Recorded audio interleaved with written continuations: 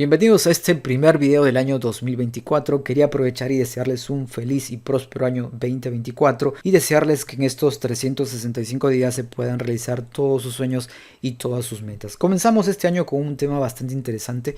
Vamos a ver qué es un System on Chip, los famosos SoC, y cuál es la diferencia de estos dispositivos con los procesadores, porque muchas personas suelen utilizar ambos términos como si fueran equivalentes, y es verdad que están fuertemente relacionados, pero existe mucha diferencia. En un video pasado hablamos acerca de las diferencias entre un microcontrolador y un microprocesador. Si quieres ver ese video, te dejo el enlace aquí en la parte de arriba. En ese video pudimos ver, por ejemplo, que para que un procesador funcione necesita de otros elementos. Por ejemplo, el procesador de tu computadora necesita de una unidad de almacenamiento, una memoria de trabajo que puede ser una memoria RAM e inclusive de una GPU, que es la encargada de graficar las imágenes que estás viendo por pantalla. Ahora, con el paso del tiempo también hemos visto la evolución de los dispositivos móviles, donde los primeros solamente los utilizábamos para realizar llamadas, y en la actualidad los dispositivos móviles son dispositivos inteligentes que prácticamente pueden hacer lo mismo de lo que hacen las computadoras de escritorio. Ahora, ¿te imaginas tener todos los elementos que necesita un procesador dentro de un dispositivo móvil?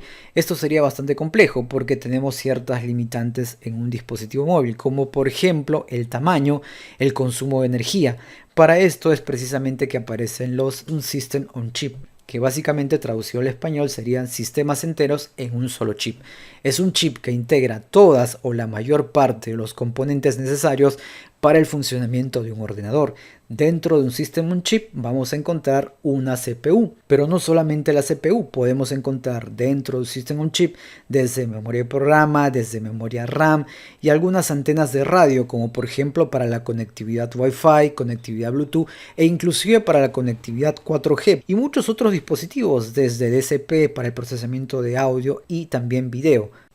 Entonces podemos ver que la principal diferencia entre una CPU o procesador y un System on Chip es que básicamente los procesadores requieren los elementos necesarios para poder ejecutar instrucciones y procesar datos. Esto lo vimos en el video pasado, donde encontramos dentro de una CPU una unidad de control, una ALU para poder ejecutar operaciones lógicas y aritméticas, una etapa de decodificación de instrucciones y una etapa de registros, que es una especie de memoria que va a almacenar datos de forma temporal. Obviamente que dentro de una CPU vamos a encontrar bloques muchísimo más complejos que esto, pero lo podemos resumir de esta forma. Mientras que dentro de un System on Chip vamos a encontrar al propio CPU, y adicionalmente a la CPU vamos a encontrar otros elementos que se van a encargar del control. Por ejemplo, dentro de un dispositivo móvil, etapas que controlen lo que es la conectividad Wi-Fi, la conectividad Bluetooth. Ahora, los System on Chip es un término que ha agarrado bastante fuerza en los últimos años, y esto gracias a dos factores. El primero es gracias a la evolución que han tenido los dispositivos móviles, y el segundo es gracias a la arquitectura ARM. ARM es una arquitectura para procesadores que se puede licenciar, es decir, hay distintas empresas que pueden licenciar esta arquitectura y en base a esta poder fabricar sus propios procesadores e inclusive sus propios microcontroladores. Empresas como ST Microelectronics, como Texas Instruments fabrican sus propios microcontroladores basados en la arquitectura ARM. En el caso de los procesadores es igual, hay empresas que fabrican procesadores basados en esta arquitectura, como por ejemplo Qualcomm, Apple, Samsung, Huawei, y básicamente lo que hacen es fabricar procesadores para los distintos dispositivos móviles. Ahora, estos ya no vendrían a ser procesadores, sino que técnicamente vendrían a ser System on Chip. ¿Y por qué digo esto? Si vemos la estructura interna, por ejemplo, del Snapdragon 808, que es fabricado por la empresa Qualcomm, vamos a encontrar que en el interior vamos a encontrar el procesador. Este vendría a ser el procesador. O sea, dentro de todo el chip vamos a encontrar el CPU, o también llamado procesador, que es el Hexagon 780, y además del procesador vamos a encontrar una GPU, que es el Adreno 660, y adicionalmente a esto vamos a encontrar otros bloques, como por ejemplo el Spectre 580 ISP, que es básicamente un procesador de señales de imágenes.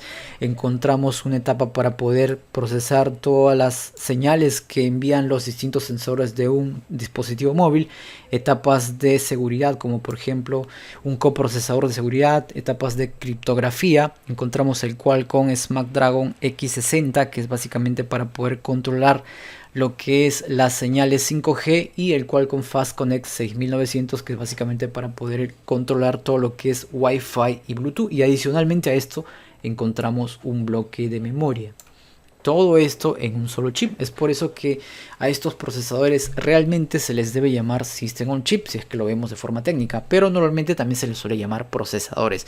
Pero de forma técnica sabemos que ya no es simplemente un procesador. Ahora, en la actualidad existen varios fabricantes de System on Chip o SoC, pero ¿cuáles son los elementos que podemos encontrar normalmente dentro de un SoC?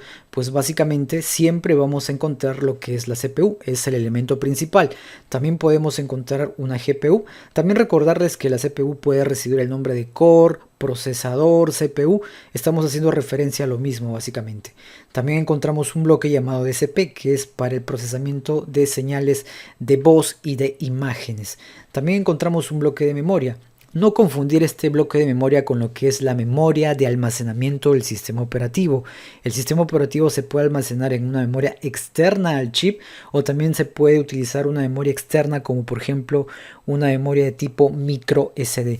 Esta memoria de este bloque es básicamente para almacenar alguna información que va a ejecutar, instrucciones que va a ejecutar la CPU, la BIOS por ejemplo, o algunos drivers para poder utilizar periféricos. Luego encontramos un bloque de conectividad que es básicamente para poder controlar las distintas antenas de radio con las cuales va a trabajar el CPU, como por ejemplo lo que es Wi-Fi, Bluetooth e inclusive GPS. Adicionalmente a esto vamos a encontrar un bloque de memoria RAM. La memoria RAM puede estar dentro del propio chip o puede estar de forma externa, pero no me refiero de forma externa al propio chip, sino externa a este bloque. Para esto existe lo que es la memoria POP o lo que es la conexión POP, que es paquete sobre paquete. Es decir, sobre el bloque de lo que es el SoC vamos a colocar un bloque que es básicamente un bloque de memoria RAM. Y para poder comunicar estos dos dispositivos existe esto llamado NOR Bridge, que es el puente para poder comunicar la memoria RAM con el procesador. Además de que los SoC dominan el mundo de los dispositivos móviles, precisamente gracias a que en estos dispositivos se requiere un menor tamaño y un bajo consumo, también se encuentran presentes en, por ejemplo, los smartwatch, en las tablets y también en algunas placas de desarrollo, como por ejemplo la Banana Pi. Adicionalmente a esto podemos encontrarlos también en las famosas placas de desarrollo de los ESP32 y el ESP8266. Yo sé que hay muchas personas que les suelen llamar microcontroladores a estos dispositivos, pero realmente son dispositivos SoC, porque internamente además de la CPU encontramos otros módulos como por ejemplo lo que es memoria, lo que es dispositivos para controlar lo que es el Wi-Fi y el Bluetooth. Así que si este tipo de contenido les gusta, pues háganmelo saber dejándome un comentario, compartiendo esta información y no se olviden de suscribirse, que es gratis. Así que gracias por su atención.